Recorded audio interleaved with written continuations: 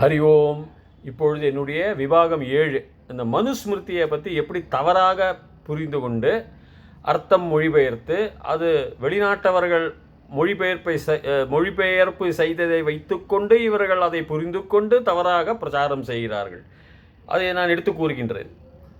முதல்ல நம்ம பார்க்க வேண்டிய வச்சனம் என்னன்னா, எப்படி மொழிபெயர்ப்பு தவறாக பயன்படுகின்றது என்பது தான். இதை பாருங்கள், 8வது விபாகம், நான் அதை படித்தே காட்டுறேன். 8வது விபாகம் 417வது வச்சனம். அந்த சம்ஸ்கிருதத்தை படிக்கிறேன். முதல்ல, விஸ்ரப்தம் பிராமணः சூத்ராத் திரவிய உபாதானம் ஆச்சரேத் நஹி தஸ்ய அஸ்தி கிஞ்சித் ஸ்வம் பர்த்ருஹார்ய தனோ ஹி சஹ. பர்த்ருஹார்ய தனஹி சஹ. அதோடைய மொழிபெயர்ப்பு ஆங்கிலத்தில் எப்படி அவங்க வெளிநாட்டவர்கள் மொழிபெயர்த்து கொடுத்து விட்டு அதை நாம் படிக்கின்றோம். எப்படி என்றால், a brahmana can confidently seize the goods of Sudra, for as that of slave can have no property. அவனுக்கு property, his master may take his possessions. அப்படின்னா, ஒரு பிராமணன் சூத்திரனுடைய சொத்துக்கள் எல்லாம் அபகரித்து கொள்ளலாம். ஏனென்றால் அந்த சூத்திரனுக்கு சொத்துக்கள் இருக்கலாகாது. அதனால் அந்த பிராமணன் அவனுடைய சொத்துக்களை எடுத்துக்கொள்ளலாம். he may take his possessions அப்படின்னு. இந்த எப்படியப்பா டிரான்ஸ்லேஷன்? கொஞ்சம் பாதி கரெக்டு, ஆனால் அந்த கொஞ்சம் தப்பு அப்படியே அர்த்தத்தையே மாற்றி விடுகிறது. சொல்லில் குற்றம் இருக்கலாம், சொல்லில் குற்றங்கள் இருக்கலாம், மன்னிக்கப்படலாம். பொருளில் குற்றம் இருக்கலாகாது. எப்படி என்று கூறுகின்றேன் பாருங்கள். இப்போது விஸ்ரப்தம்னா எடுத்துக்கலாம், விசர்ஜம் பண்ணிக்கலாம். விஸ்ரப்தம், இந்த பிராமணன் என்ன பண்ணிக்கலாம்? சூத்ரனம், ஃப்ரம் சூத்ரா, 5வது விபக்தி, சூத்ரனம் இருந்து திரவிய உபாதானம் ஆச்சரேத். இந்த திரவிய இது பண்ணி அனுஷ்டானம் பண்ணி நான் எடுத்துட்டானாக்கா, இது திரவியம்னா என்ன உங்களுக்கு தெரியும்? மருந்து. உபாதானம்னா மருந்து உபாசிக்கிறது, மருந்தை கொடுக்கறது, மருந்தை தடவுறது. திரவியங்கள்லாம் என்ன? ரசாயன பொருட்களால், ஹர்பு மூலிகைகளால் வரும் திரவியங்கள். இந்த என்ன சொல்லுவாங்க? கெமிக்கல்ஸ், ரசாயன பொருட்கள் சொல்லுவாங்க. இது வந்து ஆர்கானிக் கெமிக்கல்ஸ், அதாவது வேர்களிலிருந்தும் மரங்களிலிருந்தும் செடி கொடிகளிலிருந்து வர்றது, இயற்கையாகவே வர்றது வந்து ரசாயனம், இயற்கை ரசாயனம். அது செயற்கை ரசாயனம், நம்ம தொழிற்சாலையில் உற்பத்தி செய்கிறது. இந்த திரவிய உபாதானங்கிறது மெடிக்கேஷன் அப்ளை பண்ணுறது அப்படின்னா டாக்டராக இருக்கிறது, அதான் அர்த்தம். அது ஒரு கவியுடைய அழகு. அது திரவிய உபாதானம். உபாதானம்னா அப்ளிகேஷன் ஆங்கிலத்தில் சொல்லுவாங்க. அதை உபச்சாரம் பண்ணுறது, அதனை நமக்கு ட்ரீட்மெண்ட் என்று ஆங்கிலத்தில் சொல்லுவார்கள். மெடிக்கல் ட்ரீட்மெண்ட் அப்படிம்ப உபச்சாரம், வைத்தியம். திரவியத்தை வைத்துக்கொண்டு அவனை அதை அவனை பண்ணினான்னா, அனுஷ்டானம் பண்ணினான்னா, ஆச்சாரம் பண்ணினான்னா, எடுத்துக்கொண்டான்னா தன்னுள், அதை இந்த பிராமணர்கள் எடுத்துக்கொள்ளலாம் திருப்பி. ஏன்னா இந்த சூத்ரனிடம் இருந்து அவனிடம் இருந்து இவர்கள் எடுத்துக்கொள்ளலாம். எப்படி எடுத்துக்கொள்ளலாம் என்றால், அவன் அது செய்யலாகாது. இந்த மருத்துவ ஞானம், ஒரு பிராமணன் என்றால் என்ன? டாக்டர்னு வைத்துக்கொள். அறிவாளிகளுக்கு பிராமணர்கள் என்று பெயர். சூத்திரர்கள் வந்து இன்னொரு வகுப்பை சேர்ந்தவர்கள், சேவை செய்யப்பட்டவர்கள், அவர்களும் புனிதமானவர்கள்.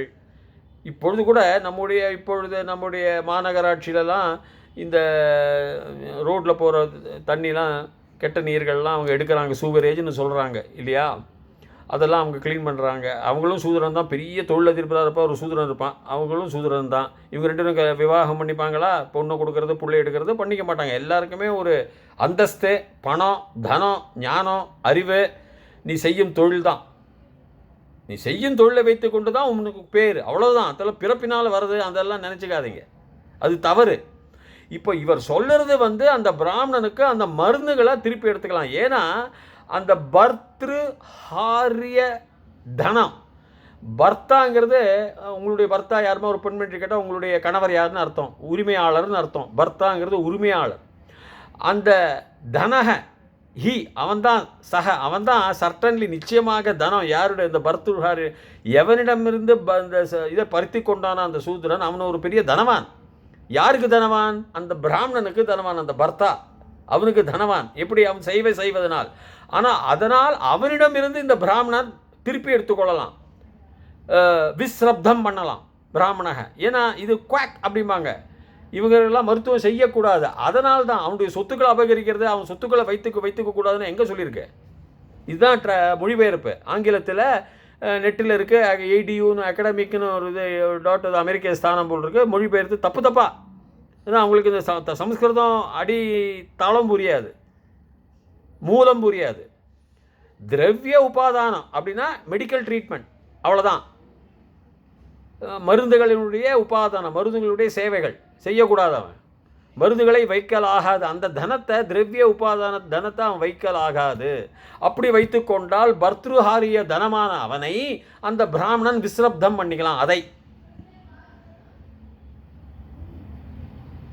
இதுதான் அர்த்தம். இந்த அர்த்தத்தை மொழிபெயர்ப்பில் வச்சுக்கொண்டு தவறாக நீங்கள் புரிந்து கொண்டு கண்டா பின்னான்னு சொல்லில் குற்றம் இருக்கலாம், ஆனால் பொருளில் குற்றம் இருக்கலாகாது. சரி, இதை விட்டுருங்க. இப்போது இன்னொரு வச்சனத்துக்கு போவோம். சாதாரணமாக கூறக்கூடிய வச்சனம் இதுவும் ஒரு கீழ்ந்த ஜாதினா சூத்திரங்களை போட்டுடுறாங்க. கீழ்ந்த ஜாதினா தாழ்ந்த ஜாதி என்றால் யார்? அவர்களை ஒரு திட்டுவது ஏனென்றால் அவர்கள் ஏக ஜாதினர். நான் போன தடவை கூறின மாதிரி அவர்கள் ஒரு ஏக ஜாதினர் என்றால் ஒரு பிறப்பு தான், பாபம் கிடையாது, புண்ணியம் கிடையாது, நீ அனுபவி ராஜா, வாழ்க்கையை அனுபவிச்சுட்டு போ அப்படின்னு சொல்லக்கூடிய ஏக ஜாதினர் தான் அவருக்கு பிடிக்காது, புத்தருக்கும் பிடிக்காது. நீ கடவுளை கடவுளை நம்பாமல் இருக்க, ஒழுக்கமாக இருந்திருந்தால் இப்போது விதிமுறைகளுக்கும் நியாயங்களுக்கும் நீதிமன்றங்களுடைய திட்டங்களுக்கும் நியாயங்களுக்கும் சட்டங்களுக்கும் உட்பட்டவனாக நல்லவனாக இருந்தால் சரி, நீ கோவிலுக்கு போகாமல் இரு, அது உன்னுடைய விஷயம், தெய்வத்தை நம்பு. இவர்களது ஏக ஜாதியினர் அப்படி இல்லை. பூர்ஜ கண்டகன்னு ஒரு ஜாதி, ஒரு காட்டுமிராண்டிகள் சில பேர் அந்த மத்திய கிழக்கு ஆசிரியர்னு நிறைய பேர் இந்தியாவுக்கு வந்தாங்க. அவர் கூட அந்த பிரதேசத்தில் மனு என்றால் நான் ஒரே ஆளாக கூற மாட்டேன், மனு ராஜா ஒருத்தர் இருந்திருக்கலாம். நம் நாட்டிலே மனுநீதி சோழன் என்றே ஒரு சோழராஜாவுக்கு மனுநீதியை கொடுக்கப்பட்டவன் என்றே சொல்லுவார்கள். ராஜா இருந்திருக்கலாம். அந்த சுயம்போ அந்த ராஜா வந்ததாக கேள்வி, பிருகுமுனிவருக்கு அவர் உபதேசம் பண்ணாங்க கேள்வி. பிறகு சீடர்கள் அப்படி வந்து அதில் சேர்க்கைகள் பல இருக்கலாம். சரி, அப்போ இந்த பூர்ஜ கண்டகங்க ஒருத்தர், பாஷண்டகன்னு ஒருத்தர் இருக்காங்க. பாஷண்டகன்னா யாருன்னா அவங்க இருக்கும் இந்த இதை நான் வந்து கோவிலுக்கு போக வேண்டிய அவசியம் என்ன? தெய்வம் என் மனசுக்குள்ளே இருக்கார், நான் வந்து அந்த ஹோமம் பண்ண மாட்டேன், இந்த தர்ப்பணம் பண்ண மாட்டேன், இந்த பூஜை பண்ண மாட்டேன், இந்த அர்ச்சனை பண்ண மாட்டேன், அப்படி இருக்கிற நியதிகளை நான் தீபாவளி அன்றைக்கி நான் கொண்டாட மாட்டேன், நான் குளிக்க மாட்டேன், ஸ்நானம் போட்டுக்க மாட்டேன், நல்ல சட்டையை உடுத்திக்க மாட்டேன், அப்படி கூறப்பட்டவர்கள், அது அவசியம் இல்லைன்னு கூறப்பட்டவர்கள் பாஷகண்டகர். அவர்களே அவர் நிந்திக்கிறார், திட்டுறார். அது அப்புறம் அபகிருஷ்ட ஜக இருக்காங்க. ஜகங்கிறது மனிதன், பர்சன், பிறந்தவர்கள். அப்போ கிருஷ்ணன் கெட்டத்தனமான செயல்களை, கிருஷ்ணங்கிறது தாதுங்கிறது டு டூ, பண்ணுவது. அந்த அபகிருஷ்ட ஜக தப்பான செயல்களை செய்பவர்கள் அப்படின்னு அர்த்தம். அவர்களை தான் அவர் வெய்யறார், திட்டுறார். இல்லாட்டி போனால் அவரஜகங்கிறார். ஜகங்கிறது பர்சன் அர்த்தம். சம்ஸ்கிருதத்தில் ஜக, எவன் ஜன்மம் தருகின்றானோ ஜக. இப்போ இந்த வாசகத்துக்கு வாங்க. சஹாசனம் அபிர்ப்ரேப்சு உத்கிருஷ்டஸ்ய அபகிருஷ்டஜக. உத்கிருஷ்டஸ்ய நீங்கள் சொல்லலாம், அப்படி மேலே வரப்பட்டவர்கள்னு சொல்லலாம். உத்கிருஷ்டன்னு அது மேலே வழி நல்ல வழி செய்யப்பட்டவர்கள்னு சொல்லலாம். உத்கிருஷ்டஸ்ய இந்த அபகிருஷ்டஜக அவங்களுடைய ஆசனத்தில் ஏறி உக்காந்தா, அதாவது சக ஆசனம், அதில் ஏறி அவங்க இச்சையாக அவங்க அபி பிரேப்சூர், பிரேப்ஸாம்பாங்க, டிசையர் டு கெட், கிடைக்க வேண்டும் என்ற ஒரு ஆசை, அப்பேற்பட்டவர்கள் வந்து அது அந்த ஆசனம் கிடைக்கணும்னு சொல்லிட்டு இந்த அபகிருஷ்ட தப்பான செயல்களை செய்யப்படுவன் உத்கிருஷ்டஸ்ய சகாசனம், அவனுடைய ஆசனம், அதாவது ராஜா ஒரு நல்லவங்களுடைய ஆசனம்னு சொல்கிற மாதிரி சொல்கிறார். கட்டையாம் கிருத்த அங்கோ நிர்வாசிய ஸ்விச்சம் வா அஸ்ய அவ கர்த்தயேத். இப்போது நிர்வாசியகனா துரத்தி விடுறது, அதாவது ஒரு நாட்டை விட்டு நாடு துரத்து, அவனுடைய வசிக்கக்கூடாது இங்கே, அவ்வளோதான். அதான் நிர்வாசியகன்னு வரணும். நிர்வாசியக என்ன பண்ணலாம்? ஸ்பிச்சம்பா அஸ்ய அவகர்த்தையேத். கர்த்தையேத்துங்கிறது கட் பண்ணுறது, கத்தரிக்கிறது. ஸ்பிச்சம்னா அவனுடைய முதுகுக்கு பின்னாடி நமக்கு இருக்குமே அந்த இதை இந்த சதைகளை கட் பண்ணலாம்.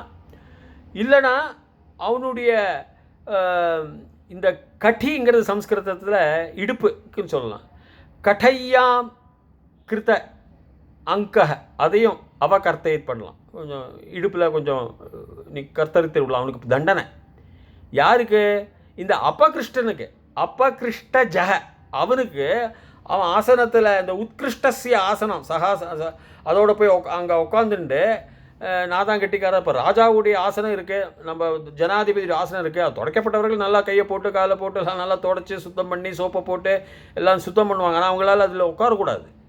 அது ஜனாதிபதிக்கு சொந்தமான சேர், யாரும் உட்காரக்கூடாது. அதனால் மற்றவர்கள் தீண்டாமையை ஜனாதிபதி தீண்டாமையை கடைபிடிக்கின்றார் என்று நீங்கள் கூறுவீர்களா, அல்லது சட்டம் தீண்டாமையை கடைபிடிக்கின்றது என்று நீங்கள் கூறுவீர்களா?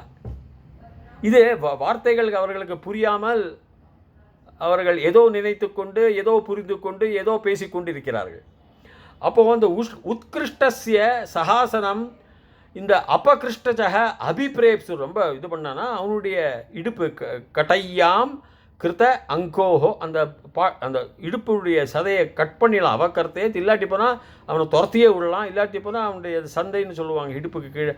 அதை ஸ்பிச்சம்பா அவகர்த்தையை அதை கூட நீங்கள் கட் பண்ணி விடலாம். அவனை உட்கார மாட்டான் ஆசனத்தில். அதுக்கு தான் சொல்கிறார், இடுப்பையும் அந்த நம்ம உட்கார்ற இடத்துலையும் கட் பண்ணி விட்டார்னா அவனை உட்கார மாட்டான் இடத்துல.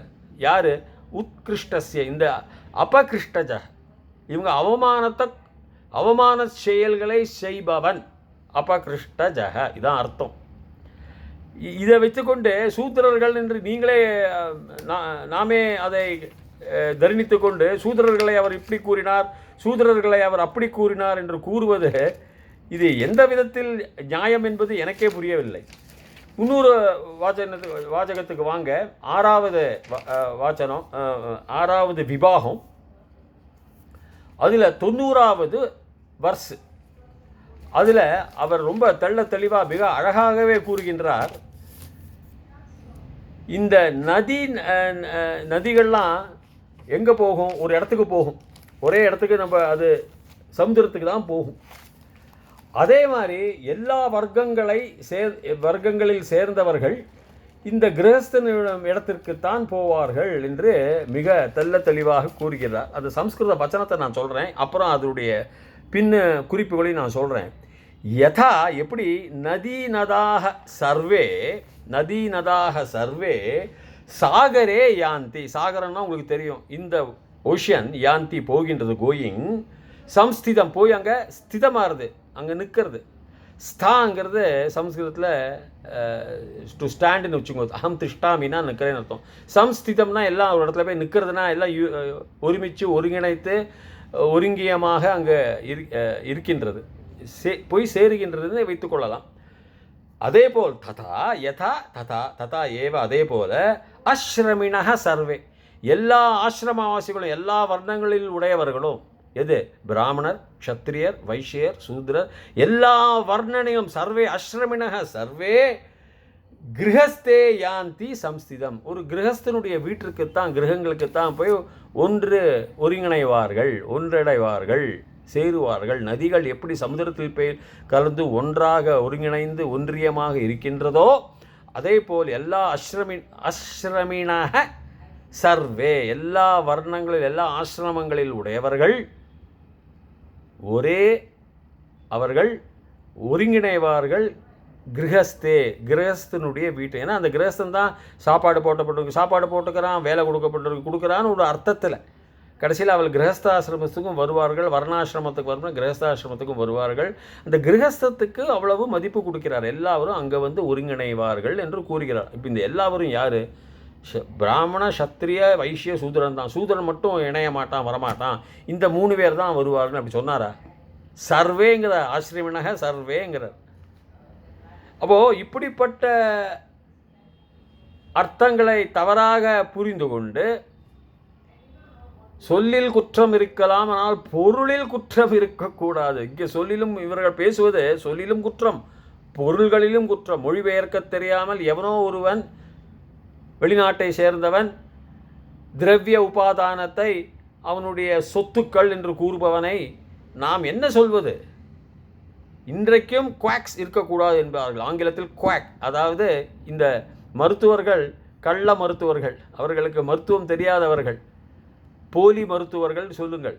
போலி மருத்துவர்களை நாம் மருத்துவம் செய்ய விடுவோமே, ஆனால் அது சட்டத்தின்படி குற்றம். அதை நீங்கள் சொத்துக்களை அவனிடம் இருக்கும் அத்தனை மருந்துகளையும் நீங்கள் அபகரிக்கலாம், அதாவது அரசு அபகரிக்கலாம், தண்டிக்கலாம் அவனை. அப்படி இருக்கும் இந்த கால சட்டத்தில் அவர் என்ன கூறுகின்றார்? இந்த ஒரு பிராமணனுடைய பர்த்ருஹாரிய தனக அஸ்தி, அவன் ஒரு பர்த்ருஹாரிய பிராமணன், இப்படி கூட எடுத்துக்கலாம். பிராமணனுடைய மருந்துகளை அவன் அபகரித்திருந்தால், இல்லை பிராமணனுடைய மருந்துகளின் தனமாக, பிராமணனுடைய ஹாரியத்தில் தனமாக இருக்கப்பட்ட அந்த சூத்ரன், அவனிடம் இந்த மருந்துகள் இருந்தால் அதை இந்த பிராமணன் எடுத்துக்கொள்ளலாம். பிராமணன் என்பது அறிவுள்ளவர்கள், அவ்வளவுதான். பொதுவாகவே ஞானம் உள்ளவர்கள், அவர்கள் அந்த தொழிலை செய்யப்பட்டவர்கள், ஆயுர்வேதத்தில் கைத்திறந்தவர்களாக இருந்திருக்கிறார்கள். அதேபோல் ராஜாக்கள் போர்களில் திறமை மிக்கவர்களாக இருந்திருக்கிறார்கள். வைசியர்கள் வியாபாரத்திலும் உற்பத்தியிலும், எல்லாம் உற்பத்தி. அன்று ஒரு ஆடை செய்ய வேண்டும் என்றால் கையால் ஆடையை பின்னி கொண்டு தான் இருந்திருக்கிறார்கள், இயந்திரங்கள் இல்லாமலேயே. அப்போ அதுவும் ஒரு உற்பத்தி தான். அதை திறமையாக செய்வது வைசியர்கள். அதை சூத்திரர்கள் எல்லாருக்கும், இவர்களுக்கும் உபகாரமாக இருந்திருக்கிறார்கள். அதனால்தான் நான் ஏற்கனவே கூறியிருக்கிறேன், சூத்திரர்களின் கால்களில் தான் நாம் பூ போடுகின்றோம், அதுதான் புண்ணியமான இடம் என்று. அதை தான் விஷ்ணு சஹஸ்ரநாமம் கூறுகின்றது. மனுஸ்மிருதியே ஆரோக்கியம், சூத்திரன் ஆரோக்கியமாக இருக்கான்னு கேளுப்பா அவங்ககிட்ட அப்படிங்கிறது. அந்த வாசகங்கள்லாம் நான் முன்னால் வந்த இதுகளெல்லாம் நான் கூறியிருக்கேன் அதில், என்னுடைய இந்த வாசகங்கள்லாம். அதனால் நீங்கள் தயவு செய்து தவறான மொழிபெயர்ப்புகளை வைத்துக்கொண்டு, தவறான பொருள்களை புரிந்து கொண்டு, தவறான பிரச்சாரத்தில் ஈடுபடாதீர்கள். ஒழுங்காக அதை படியுங்கள். மனு தனித்தனியாக கூறுகின்றார், சூத்திரர்களை தனியாகவே எடுத்து கூறுகின்றார். யார் ஏகஜாதி என்று கூறுகின்றார், யார் இந்த பூர்ஜ கண்டக என்று கூறுகின்றார்,